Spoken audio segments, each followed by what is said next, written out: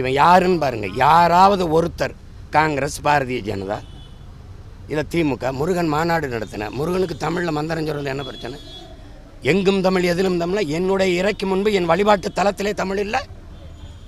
என்ன விளையாட்டா? இந்த கட்சிகள் பேசுதா? அப்போ இவர் யாருக்கானவர்கள்? இந்த ஆட்சி, இந்த அதிகாரம் யாருக்கானது?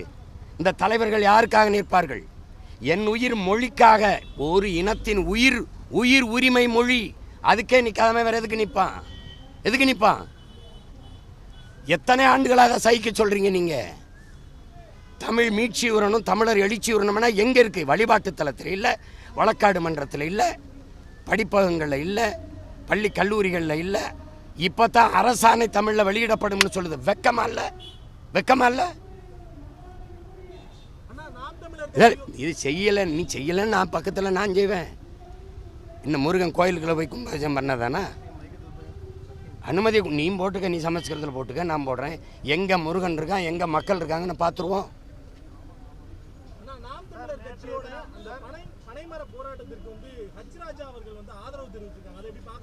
அவங்க கல்லை ஆதரிக்கிறாங்க. ஏன்னா அவங்க ஆளுகிற மாநிலங்கள் எல்லா இடங்களையும் கல் இருக்குது. கர்நாடகாவில் இருக்குது, ஆந்திராவில் இருக்குது, மற்ற மாநிலங்கள்லாம் இருக்குது. தம்பி அண்ணாமலையே கல்லை ஆதரித்து போராடினார், போராட்டங்களில் பங்கேற்றார்.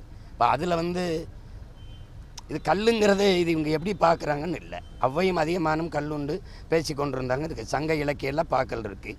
கவி பேரரசு ஐயா வைரமுத்து நாட்படு தேரலில் தமிழனுடைய இந்த கல்லெல்லாம் பேசியிருக்கிறதெல்லாம் கேட்குறாங்க. அப்புறம் இதில் என்ன இருக்குது? இவங்க போற்றுகிற தலைவர் பெரியாரே என்ன சினிமா பார்க்குறத விடவா கல் கேடு? எதுக்கு கல் கடையை மூடுறாயின்னு கேட்டது இருக்க அனுப்பாட்டா? நீ சாராய ஆளை வச்சுருக்க, அதிலிருந்து நேரடியாக உற்பத்தி முதலாளியும் விற்பனை முதலாளியும் நீயே இருக்க. நீ காய்ச்சிட்டு இந்த டாஸ்மார்க்கில் விற்கிற. இந்த சரக்கு கல் கடை திறந்து விட்டு அந்த வியாபாரம் படுத்துக்கிறோம். இதை தவிர வேறு ஏதாவது காரணம் இருக்கா? சொல்லுங்கள்.